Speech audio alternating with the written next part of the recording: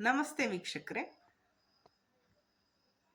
ಕೆಲವು ದಿನಗಳ ಹಿಂದೆ ನಮ್ಮ ಮಾಜಿ ಪ್ರಧಾನಿಗಳಾದಂತಹ ಶ್ರೀಯುತ ದೇವೇಗೌಡರ ಧರ್ಮಪತ್ನಿಯವರಾದ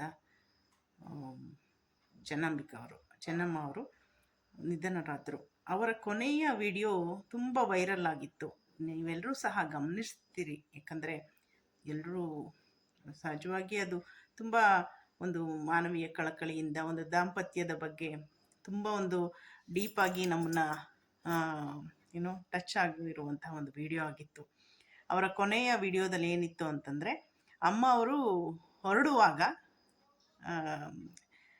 ದೇವೇಗೌಡರ ಒಂದು ಕಾಲ್ಗೆ ನಮಸ್ಕಾರ ಮಾಡಿಕೊಂಡು ಹೊರಡ್ತಾರೆ.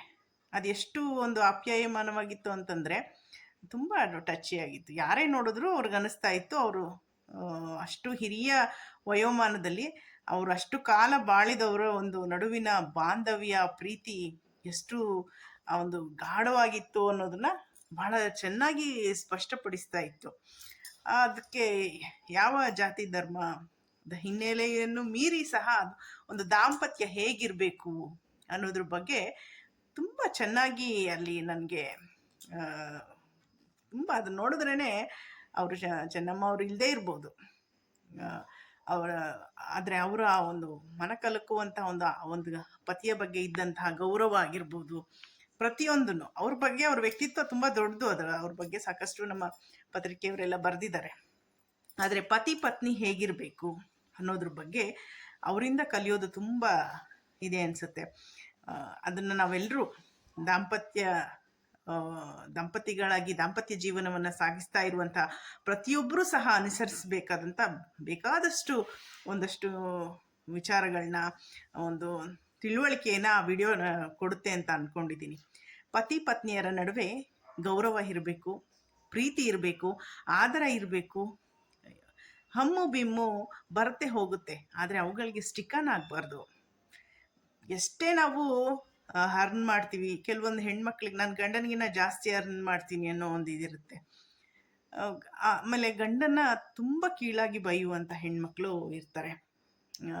ಎಷ್ಟೊಂದು ಕಡೆ ಅಂದರೆ ಅವ್ರಿಗೆ ಗೊತ್ತಾಗ್ತಾ ಇರಲ್ಲ. ಫೋನಲ್ಲಿ ಮಾತಾಡ್ತಾ ಇರ್ತಾರೆ, ಬಸ್ಸಲ್ಲಿ ಹೋಗ್ತಾ ಇರ್ತಾರೆ, ಎಲ್ಲೋ ಏನೋ ತಗೋತಾ ಇರ್ತಾರೆ ಮಾರ್ಕೆಟಲ್ಲಿ. ಫೋನಲ್ಲಿ ಮಾತಾಡ್ತಾ ಇರುವಾಗ ನಾವು ಕೇಳಿಸ್ಕೊಂಡ್ಬಿಟ್ಟು ಏನಪ್ಪ ಹೀಗೆಲ್ಲ ಮಾತಾಡ್ತಾರೆ ಅನ್ನಿಸ್ತಾ ಇರುತ್ತೆ. ತುಂಬ ಅವರು ಮಕ್ಕಳಾಗಿರ್ತಾರೆ, ಅವ್ರಿಗೆ 10 ವರ್ಷ ಸಂಸಾರ ನಡೀತಾ ಇರುತ್ತೆ. ಎಷ್ಟೇ ಏನೇ ಇರಲಿ, ಗಂಡನನ್ನು ತುಂಬ ಕೆಟ್ಟದಾಗಿ ನಿಂದಿಸೋದಾಗಲಿ ಮಾಡಬಾರ್ದು. ಮತ್ತು ಪತ್ನಿಯನ್ನು ಅಷ್ಟೇ ಬೈಯೋದು, ನಿಂದಿಸೋದು. ಆಮೇಲೆ ಕೆಲವರಂತೂ ಪತ್ನಿಗೆ ಹೇಗೆ ಹಿಂಸೆ ಕೊಡ್ತಾರೆ ಅಂದರೆ, ಅವರ ತವರು ಮನೆಯವರಿಗೆ ತುಂಬ ಕೆಟ್ಟದಾಗಿ ಬೈಯೋದು, ಗೌರವ ಕೊಡದೇ ಇರೋದು, ಅವ್ರು ಬಂದಾಗ ತುಂಬ ಬೇರೆ ಥರನೇ ನಡ್ಕೊಳ್ಳೋದು. ಅಂದರೆ ಈ ಥರದ್ದೆಲ್ಲ ಮಾಡ್ತಾರೆ. ಇದೆಲ್ಲ ಕೆಲವೊಂದೆಲ್ಲ ಮಾನಸಿಕ ಸಮಸ್ಯೆ ಇರುವಂಥ ವ್ಯಕ್ತಿಗಳು ಮಾಡುವಂಥ ಕೆಲಸ. ಇನ್ನು ಕೆಲವು ಹಚ್ಚಿಕೆ ಮಾತು ಅಂದರೆ ಕಿವಿಗೆ ನುಲಿಯೋದು ಅಂತಾರಲ್ಲ, ಅವರ ಗಂಡಂದಿರ ಕಡೆ ಅವ್ರು ನುಲಿದಿರ್ತಾರೆ, ಅಥವಾ ಹೆಂಡತಿಗೆ ಅವ್ರ ಕಡೆ ತವ್ರ ಮನೆ ಕಡೆ ಅವ್ರು ನುಲಿದಿರ್ತಾರೆ.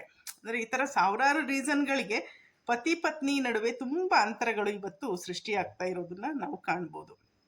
ಆದರೆ ಆ ಅಂತರಗಳನ್ನೆಲ್ಲ ಮೀರಿ ನಾನು ನೀನು ಹಾಲು ಜೇನು ಅಂತ ಒಂದು ಕವಿವಾಣಿ ಹೇಳುತ್ತಲ್ಲ, ಆ ರೀತಿ ಬಾಳಬೇಕು ಅಂತ ತಾನೇ ಮದುವೆ ಆಗಿರ್ತಾರೆ.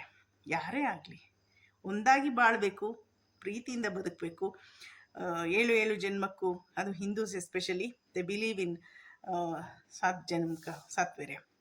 7 ಜನ್ಮಕ್ಕೂ ನೀನೇ ನನ್ನ ಪತಿಯಾಗಬೇಕು, ನೀನೇ ನನ್ನ ಪತ್ನಿ ಆಗಬೇಕು. ಈ ಥರದ್ದೆಲ್ಲ ಒಂದು ಖುಷಿ ಸಂತೋಷದಿಂದ ತಾನೇ ಮಾಂಗಲ್ಯ ಘಟನೆ ನಡೆಯುತ್ತೆ, ಮಾಂಗಲ್ಯವನ್ನು ಧರಿಸುವಂತಹ ಘಟನೆ.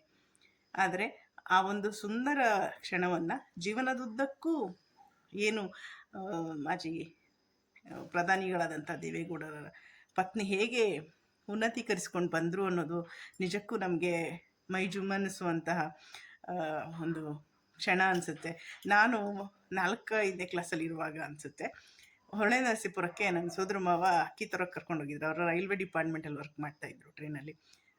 ಅಲ್ಲಿ ಅವಾಗ ಬರ್ತಾ ಒಂದು ಥಿಯೇಟ್ರನ್ನ ನೋಡಿದೆ. ಅದೇನು ಮಮ್ಮ ಆ ಥರ ಇದೆಯಲ್ಲ ಹೆಸರು ಅಂತ ಕೇಳಿದೆ. ಆ ಹೆಸರು ಏನಂದರೆ ಚೆನ್ನಂಬಿಕಾ ಅಂತ. ಅವಾಗ ಹೇಳಿದರು, ಅವರು ರಾಜಕೀಯದಲ್ಲಿರುವಂಥ ವ್ಯಕ್ತಿ ದೇವೇಗೌಡರು ಅಂತ ಇದ್ದಾರೆ, ಅವರು ಮುಖ್ಯಮಂತ್ರಿ ಆಗಿದ್ದರು. ಇಲ್ಲ, 4ನೇ ಕ್ಲಾಸಲ್ಲಿರುವಾಗ ಮುಖ್ಯಮಂತ್ರಿ ಆಗಿರಲಿಲ್ಲ, ನಾವು 10th ಬಂದಾಗ ಅವರು ಮುಖ್ಯಮಂತ್ರಿಗಳಾಗಿದ್ದರು, ಕರೆಕ್ಟು. ಅವರು ರಾಜಕೀಯದಲ್ಲಿದ್ದಾರೆ. ಅವರು ಪತ್ನಿ ಹೆಸರನ್ನ ಚೆನ್ನಮ್ಮ ಅಂತ ಇಡೋದು ಯಾಕೆ ಅಂದ್ಬಿಟ್ಟು ಚೆನ್ನಾಂಬಿಕಾ ಅಂತ ಇಟ್ಟಿದ್ದಾರೆ ಅಂತ. ನಾನು ಫಸ್ಟ್ ಅವರು ಪರಿಚಯ ಆಗಿದ್ದು ಹಾಗೆ ನನಗೆ. ಬಟ್ ಅವರು ನೇರವಾಗಿ ನಾನು ಎಲ್ಲೂ ಪರಿಚಯ ಆಗಿಲ್ಲ, ನಾನು ಭೇಟಿ ಆಗೋಕ್ಕೂ ಹೋಗಿಲ್ಲ. ಆದರೆ ಅವರು ತಮ್ಮ ಪತಿಯ ಬಗ್ಗೆ ಹೊಂದಿದ್ದಂಥ ಪ್ರೀತಿ ನಿಜವಾಗ್ಲೂ ತುಂಬ ಟಚಿಯಾಗಿತ್ತು. ಅದು ನನಗೆ ತುಂಬ ಒಂದು ಏನು ಹೃದಯ ಸ್ಪರ್ಶಿ ಅನ್ನಿಸ್ತು. ಹೀಗೆ ಮದುವೆಯಾದ ಪ್ರತಿಯೊಬ್ಬರೂ ಸಹ ಪರಸ್ಪರ ಗೌರವ ಕೊಟ್ಕೊಂಡು ಒಂದು ವಿಶ್ವಾಸವನ್ನು, ಪ್ರೀತಿಯನ್ನು ತಗೊಂಡು ಹೋಗ್ತೀವಿ ಅಂತಂದರೆ ಪ್ರತಿಯೊಬ್ಬ ವ್ಯಕ್ತಿಯ ಮನೆಯೂ ಸಹ ಸ್ವರ್ಗ ಆಗೋದ್ರಲ್ಲಿ ಏನು ಆಶ್ಚರ್ಯ ಇಲ್ಲ. 1000 ಸವಾಲು ಬರುತ್ತೆ. ಯಾರಿಂದ ನಾವು ದುಃಖ ತಿನ್ನಬೇಕು ಅಂತಿರ್ತೀವೋ ಅದನ್ನು ತಿಂದೇ ತಿಂತೀವಿ. ಆದರೆ ಆ ಒಂದು ಪ್ರೀತಿಯನ್ನು ಹೃದಯದಲ್ಲಿ ಇಟ್ಕೊಂಡು ನಡೆಸೋದಿದೆಯಲ್ಲ, that is great. Thank you.